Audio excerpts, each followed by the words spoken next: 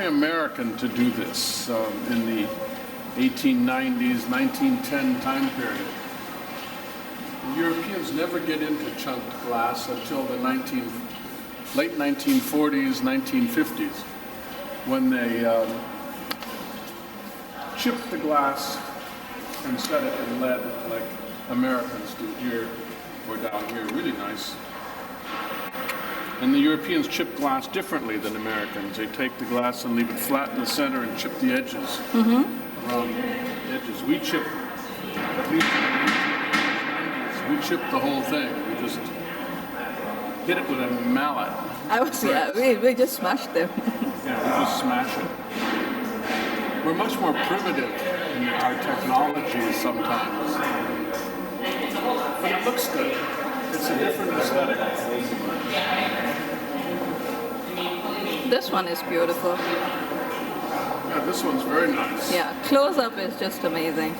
And it's all cast. These that look like ice cubes are cast. How do you pronounce it? Beveled? Beveled? Beveled. Okay. Beveled. It looks like beveled, but it's beveled. And this kind of glass with all these red and white striations in it just didn't exist in Europe. Oh, that's interesting. It's an American development. The Bohemians had it, but they blew it into vases and made objects out of it. The Americans used it flat. And casting glass like this, it's set. There's a little lip that holds the cast piece in place. That's an American development too. Not an invention, but a development. These are nice to look at.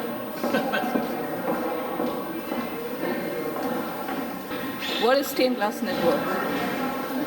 It's from Ann Arbor, Michigan. It's called HNet, and it's for stained glass people interested. Craftsmen, historians get together and compare information, talk about stained glass. And there's one little mention so far that the window's open. I haven't done anything about it. But this is a nice window because it shows you the cut pieces of glass, like in these jewels, and then the cast pieces of glass in these white ones, sort of creamy, or up here. And see how complicated the cast is? It's like making cookies in a mold. You know, except the mold is 800 degrees. And you have these little beads showing you sort of bubbles or something, odd, strange flower arrangements. Oh, this is beautiful. It's a beautiful. It really looks nice, yeah. And these are just lenses alternating with jewels, with beveled pieces. It's really good. Yeah. Nice stuff. This one's nice. I mean, they're all nice.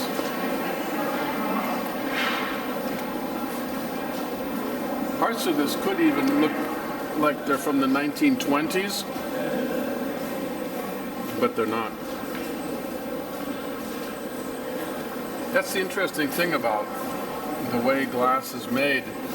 It can look like 1920s or even 1930s, but it's 1880s, 1890s.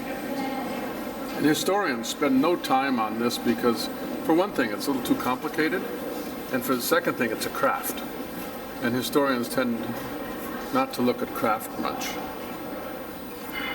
They like to look at paintings and sculpture, the high crafts, architecture, but not anything that decorates. And if this does one thing, it decorates. It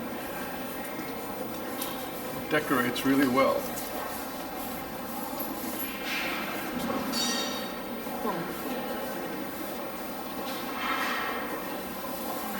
Look at the swirls.